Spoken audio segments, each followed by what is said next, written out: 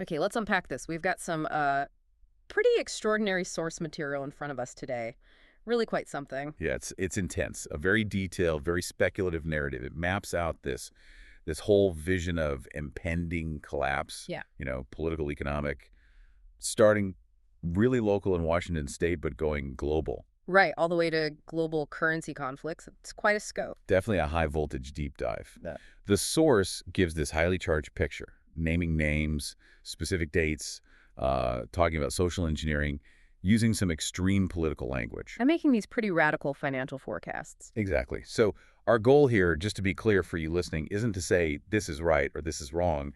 We're trying to be neutral guides. Yeah, just laying out the architecture of this speculation. What are the key claims? That's it. We want to distill the core arguments about, say, local government practices, this predicted death of the dollar, and the big geopolitical triggers like Taiwan that the source thinks are driving things right now. What really struck me is how the source connects everything. Like, these local policy fights in Washington aren't just random political noise to them. No, not at all. They argue it's deliberate, orchestrated even, to kind of distract from the bigger systemic breakdown they see coming. Okay, so where do they start building that case? You mentioned Washington State. Right, Washington is the main case study. The claim is the state was essentially captured. That's the word they use. Captured by whom? By specific West-aligned political interests and George Soros, apparently over the last, 4 decades, turning it, in their view, into a socialist state. Hmm. And how do they say this capture shows up? Is it about money? Yeah, first and foremost, fiscal policy. They claim the state used to have this massive budget surplus. I think it was $12 billion. 12 billion. Wow. Yeah. And under the current governor, who the source labels pretty extremely a communist dictator, they argue that surplus has been deliberately eroded over the last dozen years or so. Deliberately eroded, not just, spent on normal state stuff. According to the source, no.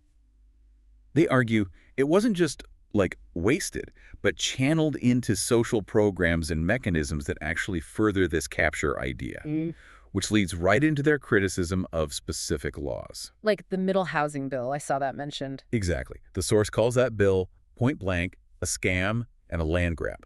Okay, a land grab. What's the logic there? What do they think is really going on with that bill? Well, the argument is pretty specific. They think the real goal is to wipe out traditional 3- and 4-bedroom single-family homes. Get rid of them. Why?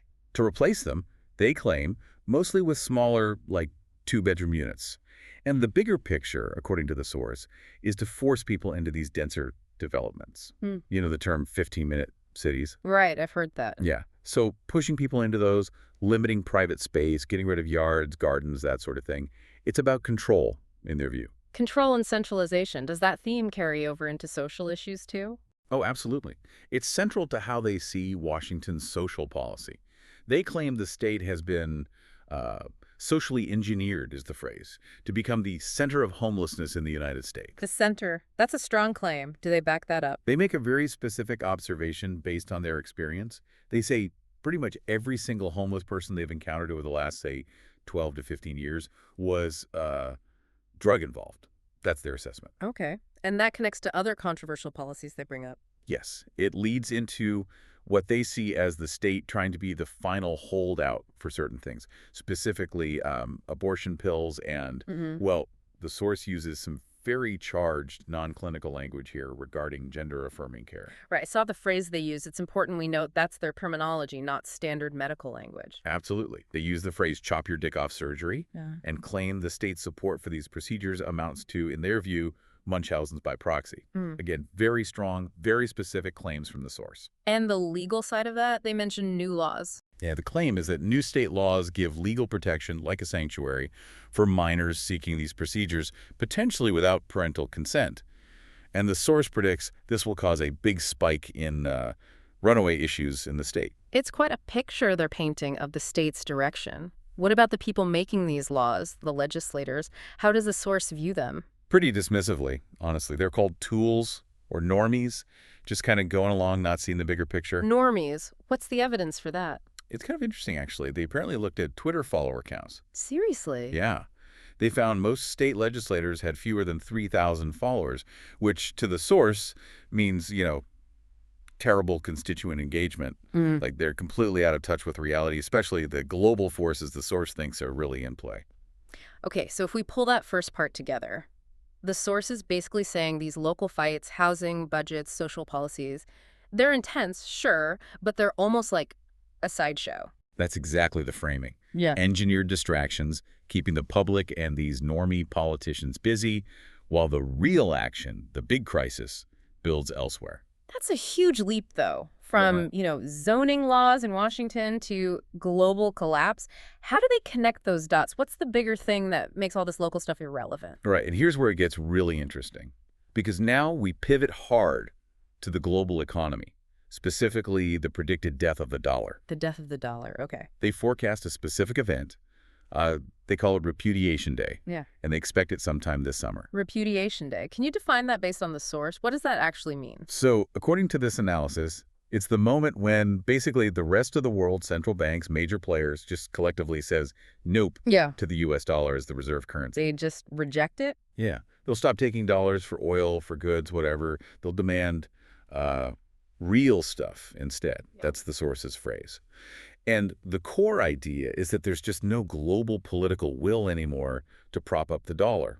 It collapses, causing massive, massive problems inside the U.S. And they think this is happening soon, like this summer. That's the prediction. Yeah. And they point to something very recent, apparently, that suggests it's already starting. Oh, what's that?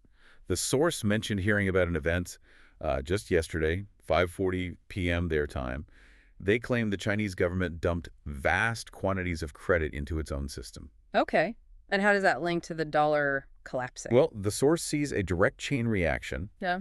They believe wealthy Chinese individuals who they describe as very metal attached, meaning they trust gold and silver more than paper money, will take this new credit. And buy hard assets. Exactly. Convert it straight into gold, and especially silver. So this leads to a very specific short-term forecast from the source, a large uptick, maybe 4 or 5% or even more, in the price of silver, like in the next couple of days, directly because of that Chinese credit dump. Wow. Okay, so this coming currency crisis, it basically overrides all those Washington state issues we talked about? Completely. In the source's view, the economic crash they predict will be so severe, it'll break basic systems. They forecast things like EBT cards, food stamps, state financial services. They'll just stop working. Because the underlying electronic money system fails. That's the idea. The dollar system underpinning it collapses. And to show what a post-dollar world might look like, they share this interesting anecdote about an expat living in the Philippines. This person apparently uses junk silver, old U.S. dimes and quarters, pre-65 silver ones. Right. And local shopkeepers there don't care about the face value of the 10 cents or 25 cents. They weigh the coins. They weigh them for the silver content. Exactly. They value it based on the current price of silver bullion. The source presents this as like proof that a hard asset system, an alternative to fiat currency, is already working in practice elsewhere. So it boils down to this really stark choice in the future. A very harsh binary, yeah. According to the source, you either have cryptos, gold, and silver, or you don't, because of the dollar. It'll have zero purchasing power. That's the only way to transact. It's a dramatic financial picture, but they don't stop there, right? They tie this economic chaos to geopolitics. Immediately. The financial prediction flows right into global military flashpoints. And the big one is Taiwan. Taiwan. Okay, how does that fit in? Well, on the world stage, the source makes this pretty alarming comparison. They say Taiwan is to China what Ukraine is to Russia. Meaning like a potential forward base for the U.S. to attack China from. That's the assertion. A base used by the U.S. against the larger country. But they stress it's not just military. The real prize, they say, is economic control, specifically chips. Computer chips. Yeah. This source throws out a huge number. 87% of all chips traded globally are, quote, fiscally encumbered through Taiwan. Fiscally encumbered? What exactly do they mean by that? Can you clarify for us? It means basically that Taiwan controls the financial, the regulatory, the physical aspects of the vast majority of the world's chip production and trade.